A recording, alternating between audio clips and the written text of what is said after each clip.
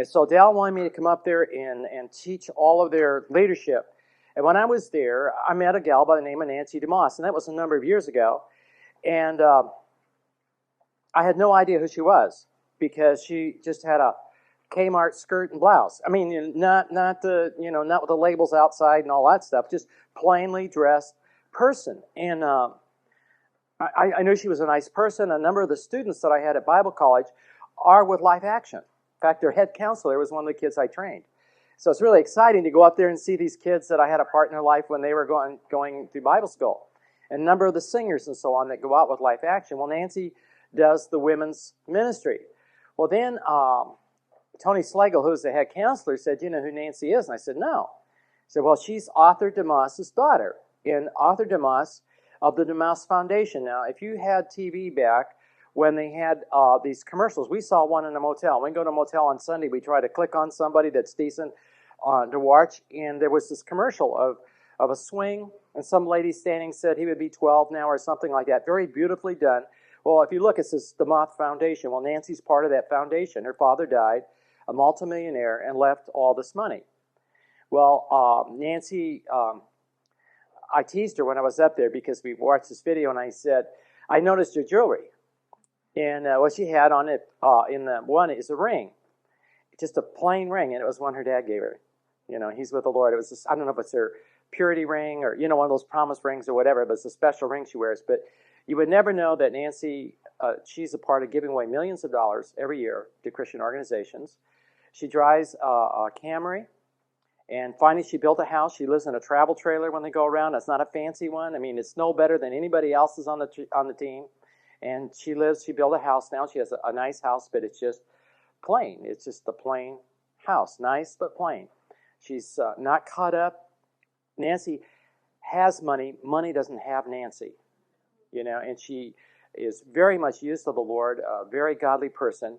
Well, when the head of Life Action died, the new director of Life Action is an ATI dad. And then some of the evangelists that go out are ATI dad that are doing evangelism. It's a wonderful group. In fact, the Beards right here, their son Jimmy, I have a picture of him in my Bible, but Jimmy was sent to me, and they had a choice of putting their son in a mental hospital or sending to me for counseling. And we didn't even know each other then, did we? And I don't know how we even, because his boy was going to Bible school. You guys weren't even the ATIA at that time, were you guys? And they sent Jimmy to see me, and it was very difficult. He was very slow. I told people it took sometimes a half hour for him to read one sentence, and I didn't know what we were going to do. And God did a work in their boy's life, and he left. And then at Knoxville, I was there, and this boy came down out of the aisle. He came down, and he grabbed a hold of me, and he said, "Mr. Logan, do you know who I am?" And I said, "No." He said, "You don't remember me?" And I said, "No." And he said, "I'm James Beard," and I cried. I almost cry now because you can't believe the change. I mean, I got his picture in here. If you saw that boy, you say he's not a candidate for a mental hospital. And he went to Russia and was there for 3 years with Bill ministering there. And I had a chance to go to Rostov for another mission to help missionaries on the mission field. Instead of sending the missionaries home, why don't you just send me over there? And I went over.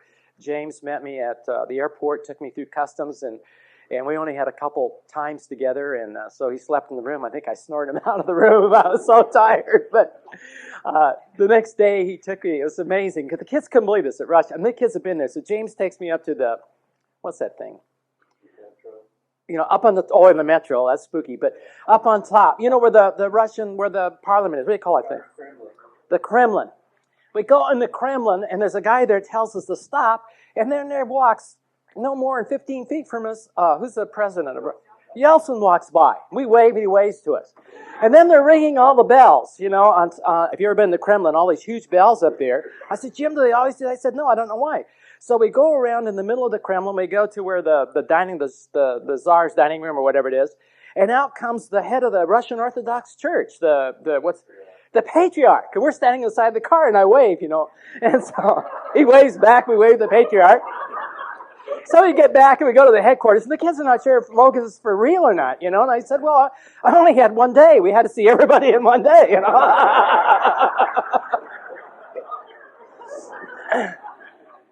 But Jim is really committed to the Lord. He's just really a sweetheart. Anybody in Russia will tell you what a wonderful young man he was. He said, I got to tell you something. And I said, what is it, Jim? And we're walking across some fields. He said, a girl here has taken my eye. And I said, I was saying it was about time.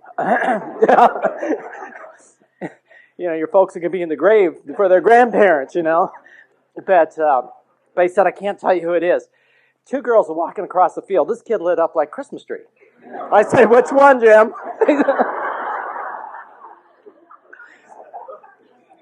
Can I tell his whole story? It's so beautiful. So, I mean, it really is. It's a typical wonderful story. Jim comes back. He falls. He's really in love with this girl, and he believes in courtship, but he hasn't got a job. He's been in Russia for 3 years. He comes home and works hard in the fields to make money to go back to Russia. And he not only does he do the teaching in the schools, he went to the schools where Jim was. He took me to schools. I mean, I saw more of Russia in one day than some people see in a whole lifetime, I think. And Jim would visit in the homes. And on Sundays, he would visit. I mean, he just picked up Russian language. The people loved him. People on the street are talking to him. There are vendors that Jim would try to share Christ with and so on. So he comes back. He's in love with this girl. He has no job. There's no way he can support her. Her father's a pastor, and he contacts the pastor and just said, I really love your daughter and all, but maybe we could just be friends and write back and forth because I'm not ready to court her, but so you can get to know me. And so he's starting a relationship with the dad, writing back and forth, and nothing is opening for Jim. He calls me on the phone. He's really discouraged because he really feels she's the right one for him, but there's nothing to do. And finally, the dad says, well, Jim, you haven't got a job. I think we ought to stop. Talk about death of a vision. So at least to stop writing, it's all over, and so it's all over for Jim. But you can't turn off love. I mean, Dad can turn off the boy, but you can't turn the love off.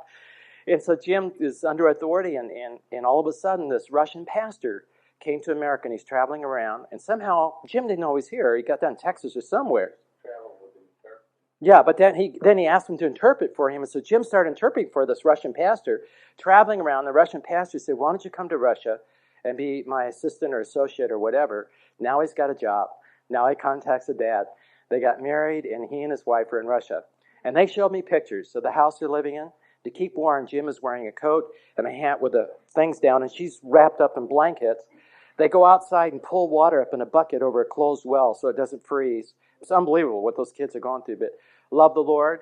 They're going to have a baby, and it's going to be... I hope it's born in the spring. It may be some type of a baby sickle or something. It was born in that cold house. But, I mean, it's so beautiful to see a fellow and to be a part of his life. I mean, that's the thing that thrills me, a part of a boy's life that I didn't know. And we're very, very close. I wanted to go to the wedding, but if I went to every ATI wedding, that's all I do.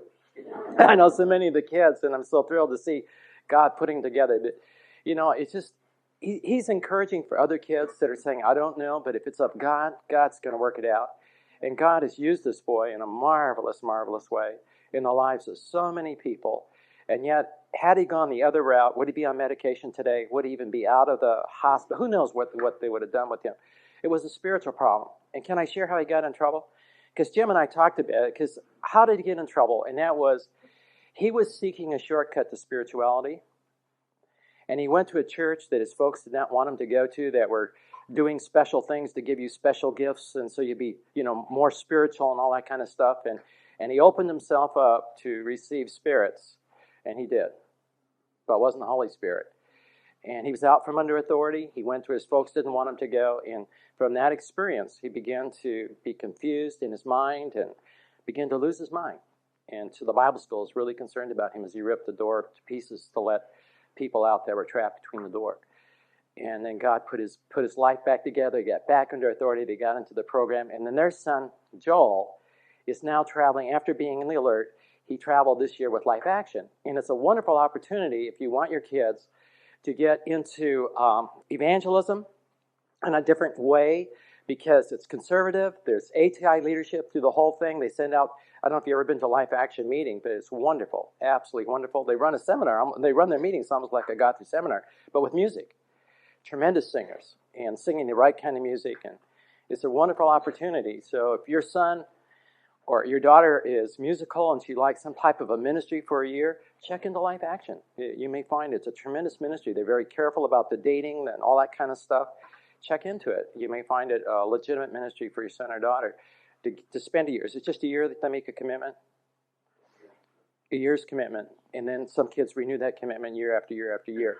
And Nancy DeMoss is in that. And then while Nancy was in Life Action, when I was at Knoxville speaking one year, the president of Life Action came down to the front. He knows me after I got through speaking, and he said, you know, Nancy's in the balcony because Nancy DeMoss was a single ATIA student. And that was just a few years ago. Now, she's not in it anymore, but you can pick that up. You watch the video, you know that somehow that she's been connected with the principals of the Institute and so on. So that's Nancy DeMoss. They asked me to tell you who she is and what she's about, and that's who she is and that's what she's about. And a very, very godly lady. And the other video that is really worthwhile is the one on brokenness. It's just an awesome video. We think the one that she did at our conference, many like it better than the one she did for Campus Crusade. But our conference one, and we didn't pray enough about the enemy, because the person that we paid students from a university to do the taping, and the fellow never put the earphones on. And there's a hum that we cannot get out. And there's no way. We had a professional, because it's such a wonderful tape that she did. And there's a hum. It's a low hum. And we just say, if you want it, it's a low hum. We can't get it out. We got it out as much as we can. But there's nothing we can do about it. And it was the guy that didn't listen on the earphones. Because all I do is just turn a little thing on the machine, whatever they do. I'm not into all that stuff. But it's really wonderful, too. The heart that God uses. What does it take in my heart and life for God to use me? What does it take? And that's what that's all about. It's wonderful. How to be broken before the Lord. And what does it mean to be a broken person? Gloria, were you through? Do you know Bernie Cantrell? Well, she's no friend of mine. I was here doing this prayer seminar in Dallas, and Bernie was here, and I don't know the guy who was running the thing, but he was up here, and I just stuck my nose in the door. I wanted to see what was going on, and he saw me, and he said, Mr. Logan, would you speak to the kids for 5 minutes? And I said, sure, and I walked in, and Bernie's table back here is laughing. And afterwards, I asked the kids, now, what were you laughing about? And Bernie said, that guy can't say anything in 5 minutes.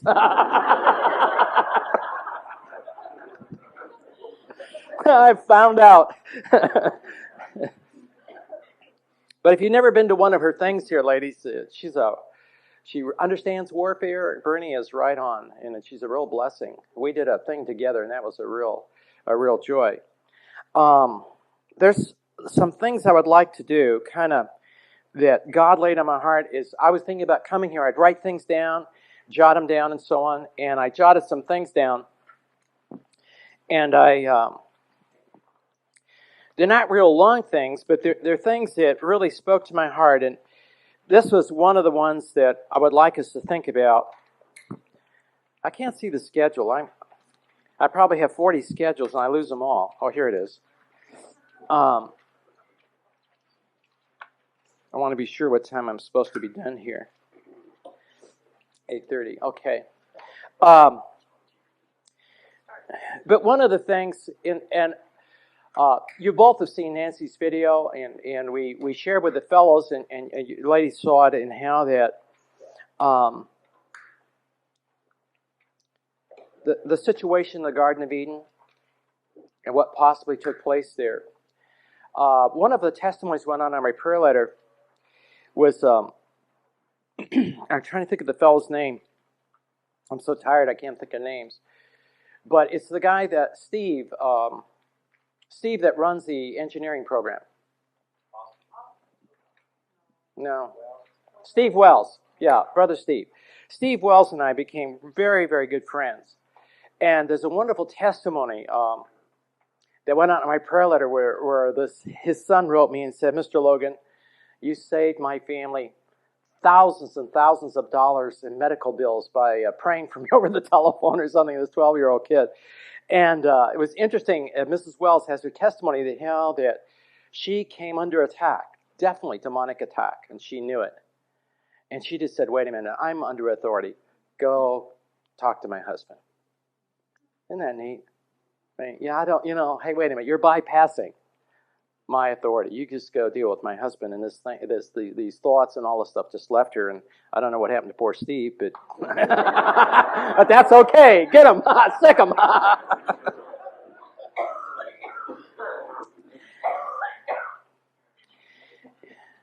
But we are to be the protectors of our wives.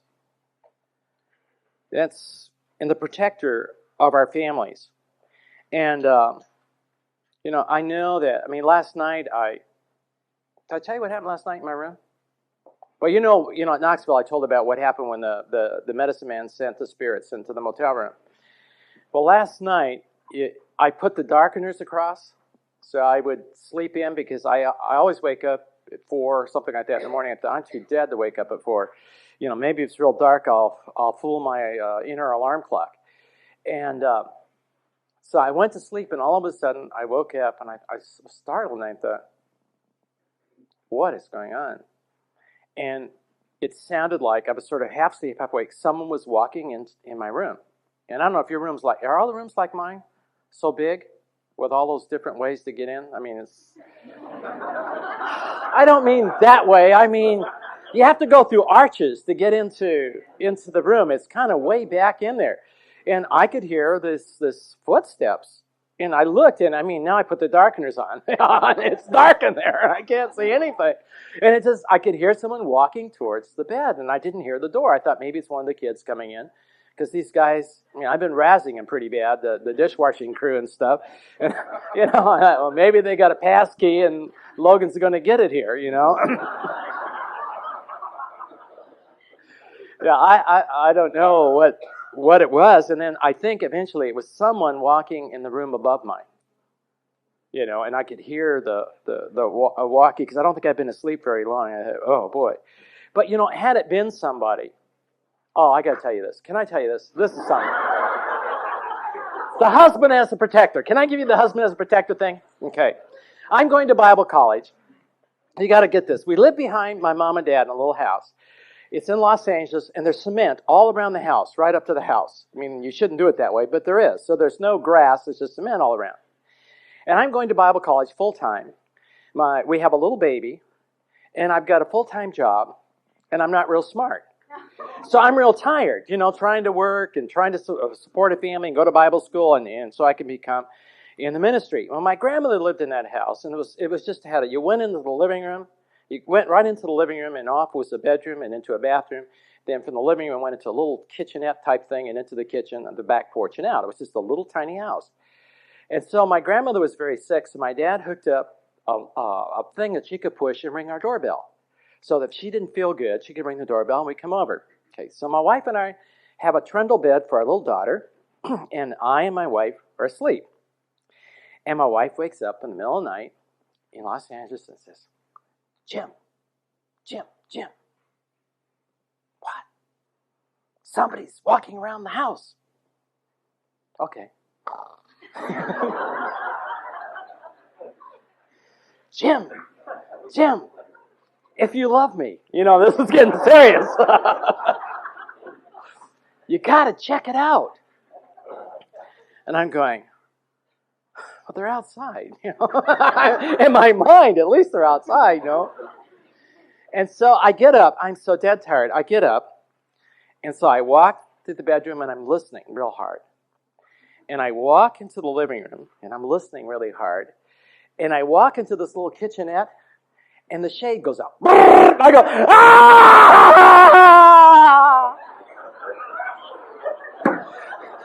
My wife screams in the bedroom. He's got her. She thought he had me in this kitchenette. I thought he got her in the bedroom. She's pushing the thing. My daughter screams. She falls on the trundle bed. She's on the floor screaming because mom and dad are screaming. My mother's in the house. She thinks our house is on fire and that we're trapped, and she runs out in her nightgown to save us, I think that poor burglar, he probably had a heart attack, There wasn't a soul around. But we're still supposed to be protectors. That's what this is all about. Oh, that was... I mean, can you imagine? You're tiptoeing and the shade goes up? I mean, talk about spooky. That's before I believed in warfare even, But if someone did come in the house, we would try to protect our families. And yet there's so many things coming into our home that we're not protecting. We're just not protecting our families. And it's causing our wives a real grief in their heart. And a wife, remember a wife are told in Peter, let's look at Peter, what we're doing to our wives.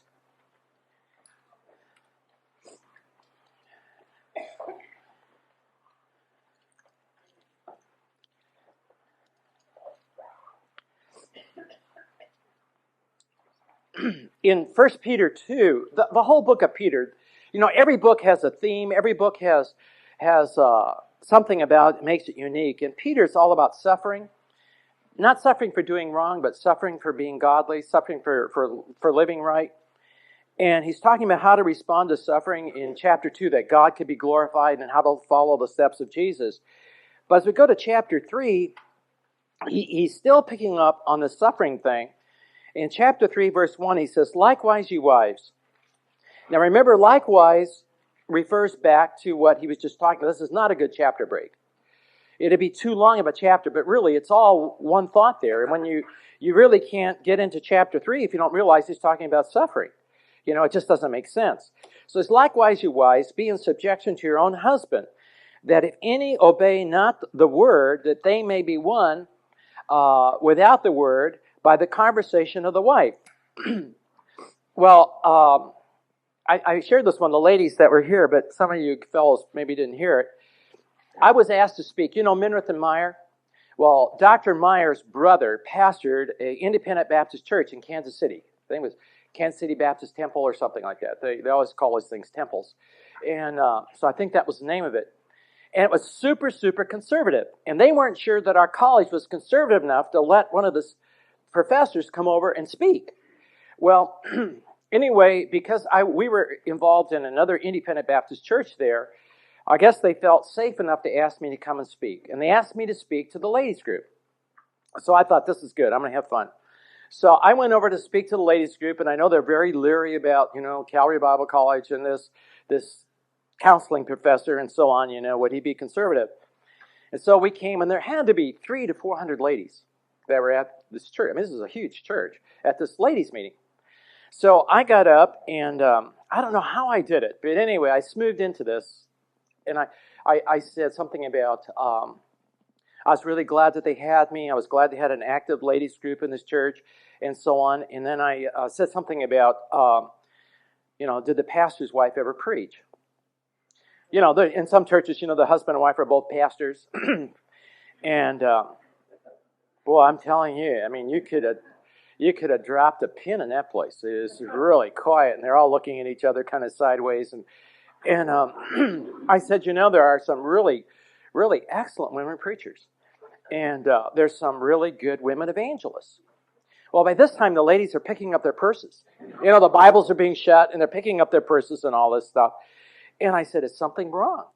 And the president of the ladies group, I think she was a prophet. She's about ready to come up on the platform and prophetize me, right there. Thank you for coming. We appreciate it so much. Goodbye. And I said, did I say something wrong? And they looked at me and I said, are you ladies trying to tell me that if you had a woman preacher, if she was good, or even a woman evangelist, that your husbands wouldn't come to hear them? And they said, no. And I said, they probably wouldn't want to be married to one either. Then they opened their Bibles, put their purses down. Isn't that what it's saying here? If your husband doesn't obey Scripture, do you preach at him or do you live at him? What's it say? Anybody here? Are you all tiptoeing around my house? What does he say to do? To live. Live. But we want to, we want to correct him. We want to whatever. Okay. Now it says, while they behold your chaste conversation coupled with fear. Whose adorning, let it not be the plaiting of hair, or the wearing of gold, or the putting on of apparel. You know, what are the three things that are important to a woman? You know, her hair, her clothes, and her accessories. Isn't that right? Now, he's not saying that these things aren't important, but he said that's not where what? The emphasis is to be. That's not where it is to be. That's not what the adorning is to be, but the adorning is to be the hidden person of the heart, in man of the heart, which is not corruptible. If you're getting your beauty out of a bottle, then when you get to be my wife and ours age, you know, we have to say, does it come with a roller and can you buy it by the gallon? You know? Am I right? I mean, you see some of these old ladies, I'm telling you, you wonder, you know, if they shut their eyes, they couldn't get them open. Have you seen them? You know, they smile and it's all going to crack and fall down. Isn't it a little for Halloween, honey? But you know what I'm saying? And it's not where it is. It's not where it's at. But he said there's something that it's an inner thing that makes a woman really beautiful. That's an ornament of a meek and a quiet spirit, which is the sight of God a great price. Well, what is the opposite of meekness? Anger. What makes a woman angry? When the husband doesn't care about her concerns. Am I right, ladies? Or am I just... Okay, I will, sister. Now, the other thing is, a woman can't run the family with her fears. Because then who's running everything? But there's got to be a balance. The husband cannot disregard the fears of his wife. He's got to hear her fears. And what her concerns are, and what he can do to deal with these things. And the second thing, besides the anger, is a quiet spirit. What's the opposite of a quiet spirit? Fear. The two greatest vulnerabilities of your wife is anger and fear. The two areas that Satan will seek to attack your wife in is in anger and fear. That's where she's vulnerable as a woman. And he goes on, he says, after the same manner, in the old time, holy women also, number one, what? Trusted where? In God. They adorn themselves how? With a meek and a quiet spirit, being in subjection to their own husband, even as Sarah obeyed Abraham, calling him Lord, whose daughters ye are, as long as you do well and are not afraid with any amazement. Don't give in to hysterical fears, is what I think Philip says. And so a woman is to trust God to work on her husband and develop this inner quality. And if I am to protect my wife, I need to understand what are the things that upset her and what are the things that she's fearful about. And I am to protect her from that as much as possible, aren't I? Yes or no? Anybody here? No dessert for this crowd. I mean, if I'm a protector, what am I to protect her from? I mean, often it's not going to be people crawling through the windows. It's going to be this kind of thing. Do I love her? Do I care about her? Do I care about her person? I need to protect her in those areas. And I need to find out what they are. That's where communications, that's why we talked about communication. If you guys don't talk, nothing's going to happen. Right? If you don't know what she fears, if you don't know what makes her upset, then you can't protect her if you're not talking. And if she tells you, you go, oh, that's dumb. She knows it's dumb, some of it. But it doesn't make a difference if it's dumb or not. It bothers her. It may be dumb as far as you're concerned. Do you guys know this guy in the front row here? This guy right here? They don't know you? Well, they will now. He's a pilot. And he flies down to South America most of the time. Isn't it down South America or down that way? Anyway. You know, he'll tell you what flying's like. 95% of boredom and 5% sheer terror. And often that's the way it is in marriage. 95% sheer terror and 5% boredom. Now, We've got to protect our wives. You know what he did to me? I fell down and was all broken to pieces and all this stuff. He calls the office from 30,000 feet up above. He's flying over our office. And he never flies over our office. And he left the craziest message. I couldn't figure it out. The girl said, Mr. Miller called, and this is what he said. And I'm going, it doesn't make sense. I'm one up on you or something like that. I forget what he said. Or I'm over you for once or something, They called me from the cockpit.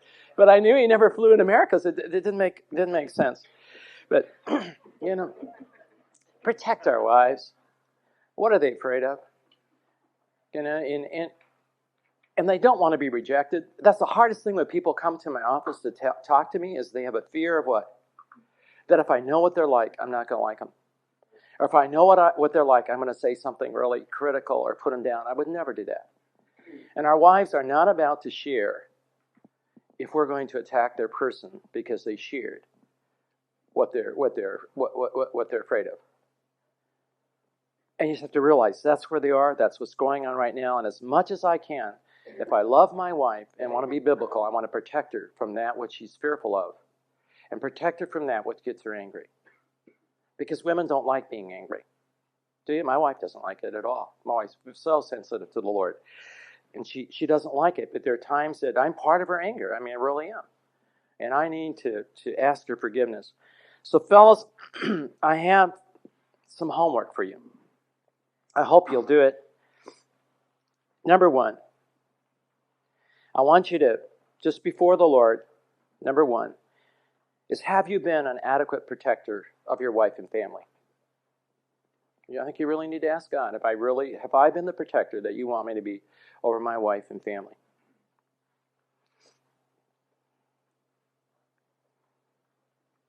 Number two,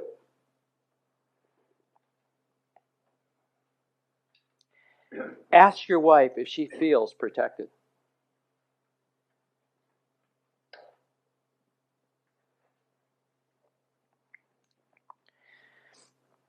And if she says no, don't argue. Or you flunked this week. You need to find out why. And then, before the Lord, ask forgiveness for not protecting her.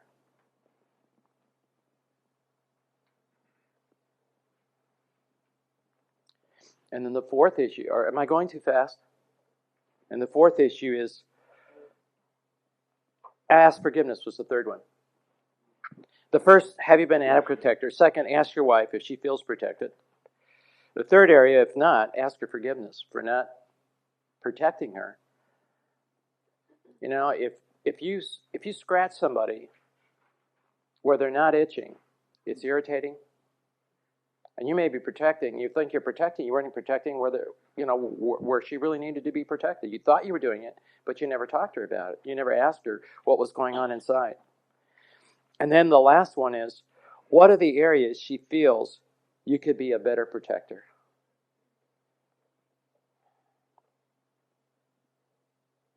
Not a stifler, but a protector.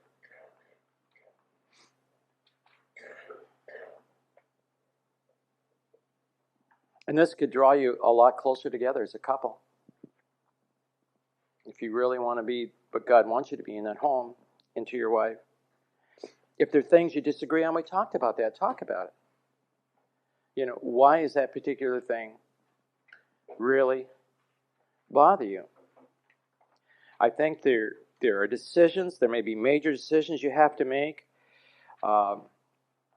One thing that we did when we made a major decision, we've done a lot of things. We had to make major moves.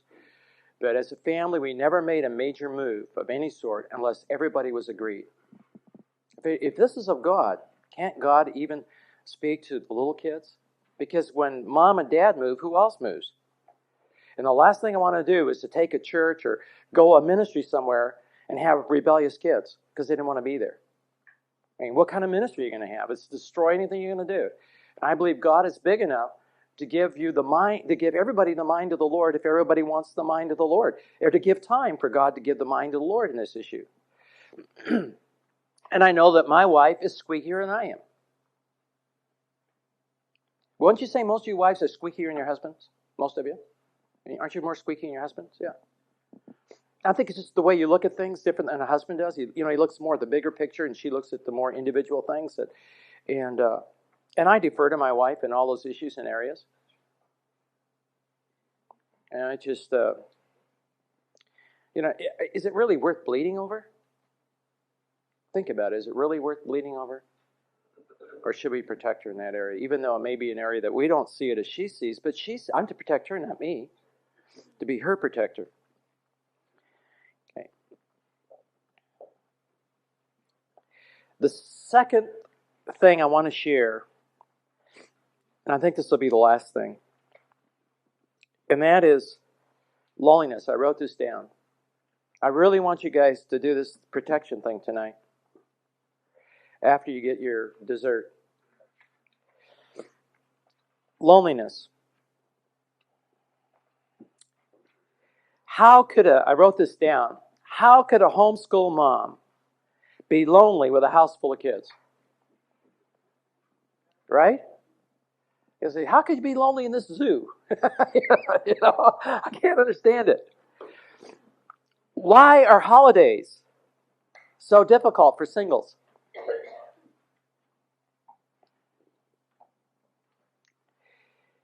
The first time I ever heard a message on loneliness, have you been to Bill's headquarters in Chicago? Okay, you know where his building is, and they have all those windows across the back? Well, in the old days, that's all there was. That used to be the horse stable where they eat downstairs. And if you say a Bible verse, Bill gives you money. These kids, and he gives them dollar bills. So I said a verse, he gave me nothing. I said, I'll say a verse. I said, Jesus wept. It wasn't even worth a quarter. I'll tell you, Nate Church, I'm going to be speaking there next month. This church is pastored by, their kids are in the ATI program, but they're not. The church is debt-free, brand new. It's so big and so loaded that they have to build another building. They'll do it debt-free. I mean, it's just crammed out. People come and stay there all day because they drive all over from Arkansas to go to that church. One of the things they do, any young person in that church who will memorize the book of Proverbs from the whole thing all the way through gets a $1,000 bill. How about that?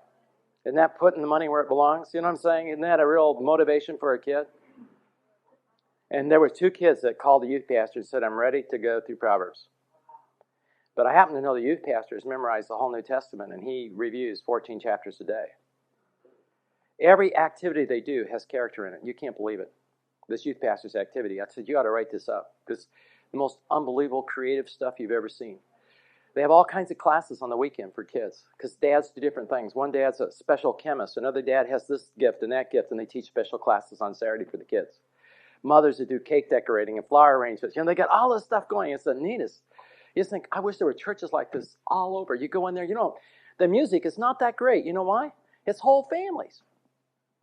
Quoting verses and singing. This is wonderful. You don't have the praise team, dancing girls, and drums. You got families. It's just the neatest. You walk out of there and you'd want to go there. They've asked me to come and be the staff counselor, and it's the hardest thing for me not to go. When I get real old, I guess I'll go. I love it. I just love that place. I love ministering there. It's right out of Little Rock, but what a neat place. I've never seen a church like it. I've been in many, many churches. I've never been in a church that seems to be so right on as a church in meeting real needs of people. They always have Alda Koning there. They have the guy that does the Russian stuff. He was just there. They bring in different people to minister to the people in church, but the right kind of stuff, I'm going to go there while I get in. I don't know, but the church supports me, so I go every now and then again to let them know I'm still alive and well on planet Earth and appreciate their support. Where? Conway, Arkansas. What's the name of the church? Grace Bible Fellowship, I think is what it's called. Judge, what's his name, goes there. It's on the board of the law program.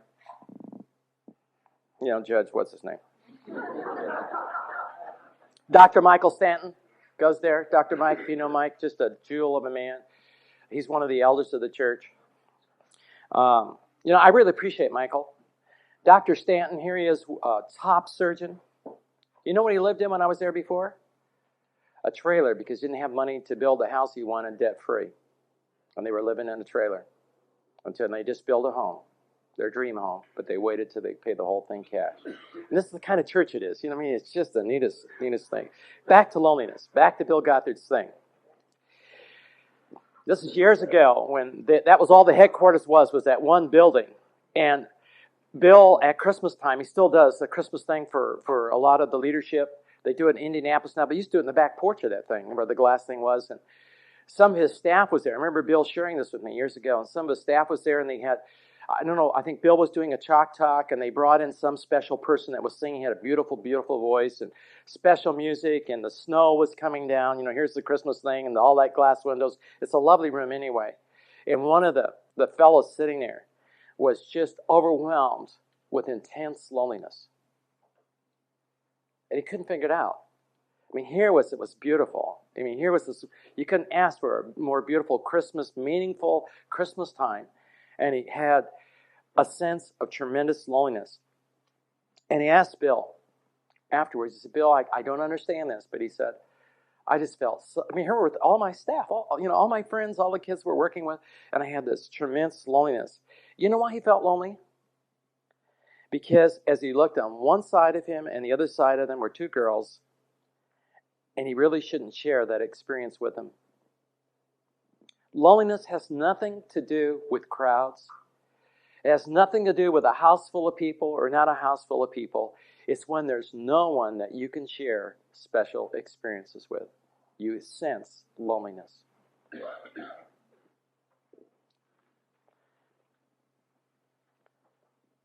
And we would I think the goal of our weekend, Gloria would agree with me, if we could just get couples to be intimate. Because you can go through anything if you go through together. Thick and thin or whatever, where you can share your heart one with another and not be afraid that in an argument it's going to be brought up, or that's dumb, or that's stupid, or whatever, but you really listen and hear what's on the heart of your wife, what she fears, what makes her angry, and purpose in your heart, as much as I can before the Lord, I want to protect the wife that God gave me. I want her to be under my protection. Well, we're just about done. We've got 15 minutes, and I don't want to go into the next thing. I can't do it in 15. I can't, say it's something simple in 15 minutes. But are there any questions about this that you have? Even your kids, they're going to sense loneliness if there's no one to share with. Anybody want to make a comment or a statement? What do you mean when you say it's something worth bleeding for? I don't follow. Oh, worth bleeding for? Oh, that's just kind of my Loganism. It's like Daniel.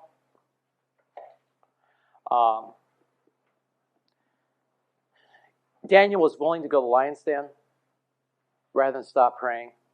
It was a bleeding issue for him. It's an issue I'm willing to die for. You can't vote on it. It's something that I know that it's totally right, and I just can't give on it. I just can't give on it, whether no one understands or whatever. I mean, it was the issue of the thing at Moody. That thing that they did, that they're going to put my name on it. It was a bleeding issue for me. I wanted my name off. We could use the money, absolutely. I said, tear up the contract. I don't want any money from that. How I feel.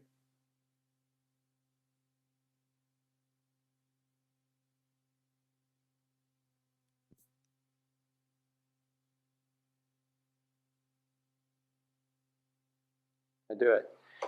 As we were getting ready as I prayed about when we left the home, what should we do? I mean, here my daughter was going to leave the home forever. Would never be the same. And so I began to pray, and I began to search the Scripture. What could we do in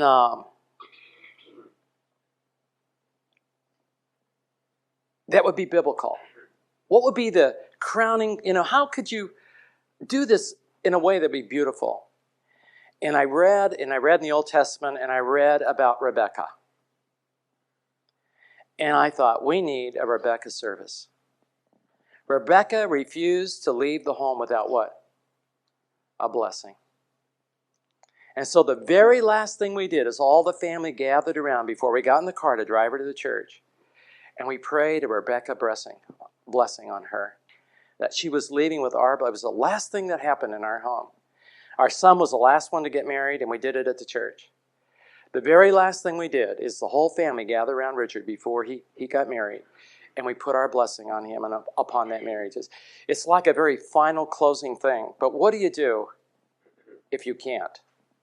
Okay? I'm going to tell you something that I do not want recorded.